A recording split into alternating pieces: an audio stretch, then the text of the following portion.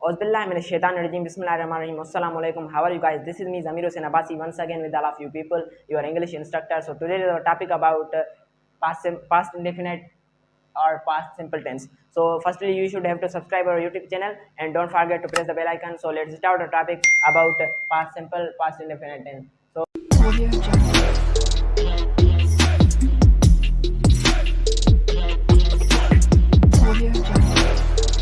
So firstly, we should explain the definition about past simple tense. What is past simple tense? So firstly, the meaning of past simple tense in Sindhi, the zaman mazi sado. The पहिरियों जेको असां हिन जी ॾिसंदासीं definition असांखे कहिड़ी माना ॾिए थी डेफिनेशन जेका चए थी असांखे a tense which shows the meaning of previous time गुज़रियल वक़्तु जेको असांखे अहिड़ो मतिलबु टेंस अहिड़ो ज़मान जेको कंहिं बि गुज़रियल वक़्त जी माना खे शो करे कंहिं गुज़रियल वक़्त जी माना खे ॾेखारे त उन खे असां चई था सघूं past simple tense. Past simple tense जी इहा डेफिनेशन आहे। उमेदु आहे तव्हांखे सम्झ में अची वई हूंदी। हाणे जेको आहे असां ॾिसंदासीं त पास्ट सिंपल टेंस जी सिंबल्स सिंधी में छा आहिनि, असां उन खे कीअं था सुञाणे सघूं त here is some symbols are present in Sindhi. So first one is यो या ई यूं वग़ैरह इट इज़ मतिलबु हिते असां वटि केतिरियूं ॿियूं बि आहिनि सिंबल्स मौजूदु जेके असां मेंशन न कयूं आहिनि, पर इहे जेको आहे यो या यूं वग़ैरह इहे जिथे बि अची वञनि त उहे असां पास्ट सिंपल टेंस उन खे चई था सघूं। त हाणे जेको असां जो पास्ट सिंपल टेंस जो हेल्पिंग वर्ब कहिड़ा थींदा आहिनि ॾिसूं था त here is only one helping verb of past simple tense did. हिते जेको असां वटि पास्ट सिंपल टेंस जो हिकिड़ो हेल्पिंग वर्ब आहे उहो डिड मौजूदु आहे, हिकिड़ो हेल्पिंग वर्ब। त जेको डिड आहे उहो ऑल द सब्जेक्ट सां यूज़ थींदो आहे, सभिनी सब्जेक्ट सां। Did is used with all the subject. जेको डिड आहे असांजो उहो सभिनी सब्जेक्टनि सां सभिनी फाइलनि सां मतिलबु यूज़ कयो वेंदो आहे। ऐं हिन में हिकिड़ो नोट आहे अफर्मेटिव पास्ट सिंपल टेंस में त जेको असांजो नोट आहे उहो आहे in affirmative sentence of past simple tense.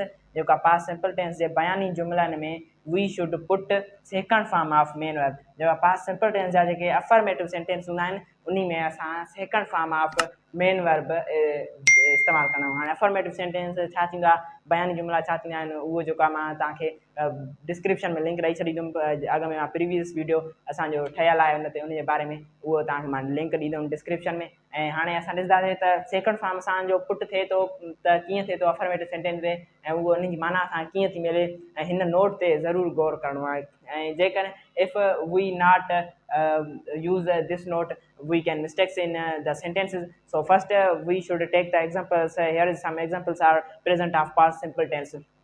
So here is one example is Ahmed went to the supermarket. Here we put the second form of main verb. हिते जेको असां मेन वर्ब जो ॿियो फॉर्म जेको हूंदो आहे, ॿी मतिलबु शिकिल जेका हूंदी आहे उहा असां रखी आहे। Ahmed went to the supermarket, मतिलबु हे जेको वेंट आहे इहो आहे असांजो गो जो सेकंड फॉर्म आहे वेंट। त इहो असां जेको आहे Ahmed went to the supermarket इहो असां रखियो आहे हिते सेकंड फॉर्म। ऐं अफर्मेटिव सेंटेंस में नोट जे मुताबिक़ असां जेको अफर्मेटिव सेंटेंस में जेको आहे सेकंड फॉर्म ऑफ जेको आहे मेन वर्ब जी नोट जे मुताबिक़ असां अफर्मेटिव सेंटेंस में रखी आहे। त हाणे जेको असां ॿियो जुमिलो ॾिसूं था, did Ahmad go to supermarket yesterday. छा अहमद सुपर मार्केट कल्ह सुपर मार्केट वियो? त हिते जेको आहे असां रखियो आहे गो। हाणे हिते सुवालु पैदा थिए थो त असां जेको आहे वेंट छो न रखियो हिते वेंट, इहो असां हिन जे करे हिते पुट न कयोसीं छाकाणि त नोट जे मुताबिक़ असांखे जेको नोट अचे थो सिर्फ़ु अफर्मेटिव सेंटेंस में असांखे सेकंड फॉर्म रखणी आहे। बक़ाए जेके इंट्रोगेटिव नेगेटिव सेंटेंस हूंदा आहिनि जंहिंमें हेल्पिंग वर्ब असां यूज़ कंदासीं त उते जेको आहे असांखे न आहे रखिणो सेकंड फॉर्म। त हाणे हिते असां वेंट जो साॻियो जेको आहे फर्स्ट फॉर्म हुयो गो उहो रखियो आहे हिते go. Did Ahmad go to supermarket. ऐं थर्ड ते एग्ज़ाम्पल असां वटि मौजूदु आहे, इहो साॻियो ई चेंज थियल आहे। Ahmed did not go to supermarket yesterday. त अहमद सुपर मार्केट न वियो कल्ह। त हिते जेको आहे पहिरियों मां तव्हां ॾेखारियां त पहिरियों जेको अफर्मेटिव सेंटेंस में आहे इन में असांखे ख़बर कीअं थी पए त इहो पास्ट सिंपल टेंस आहे। हिकु त असांखे इंग्लिश में ईअं ख़बर पए थी जॾहिं असां हिते सेकंड फॉर्म पुट कयो आहे त हिते असांखे ख़बर पइजी। ॿियो सिंधी में असां हिते माना इहो वठी था कयूं त अहमद कल्ह सुपर मार्केट न वियो या वियो, अहमद कल्ह सुपर मार्केट वियो यो। हे ॾिसो तव्हां आख़िर में यो असांजो अचे थो, हे यो अची वियो हिते सिंपल सिंधी में असां ईअं फाइंड करे सघूं था। त हाणे असां जेको थर्ड जुमिले ते हुयासीं, Ahmed did not go to supermarket.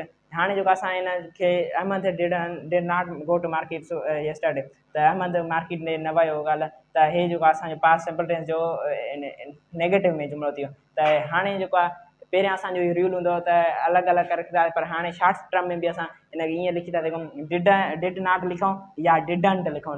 मतिलबु हिते असां डिडंट बि लिखी था सघूं, डिडंट हीअं बि असां लिखी था सघूं, डिड नॉट या डिडंट ॻाल्हि साॻी आहे, इहो असां लिखी था सघूं। ठीकु आहे, उमेदु आहे त तव्हांखे सम्झ में अची वेंदो। ओके क्लास, हाणे जेको असांजो नंबर लास्ट ते हिकिड़ो जुमिलो आहे, did Ahmed not go to supermarket yesterday, छा अहमद सुपर मार्केट न वियो कल्ह।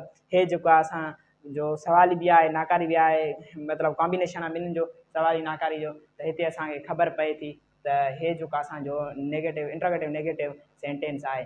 हाणे उमेदु आहे त तव्हांखे हीउ सम्झ में अची वेंदो ऐं हाणे वठंदो मां तव्हांखे इजाज़त। पर इजाज़त वठण खां पहिरियों मां तव्हांखे गुज़ारिश कंदुमि त असांजो यूट्यूब चैनल अवश्य थी सब्सक्राइब कयो ऐं बेल आइकन खे प्रेस कयो त जीअं असांजा लेटेस्ट वीडियो आहिनि ऐं उहे तव्हां ताईं पहुची सघनि। थैंक यू, अल्लाह हाफ़िज़।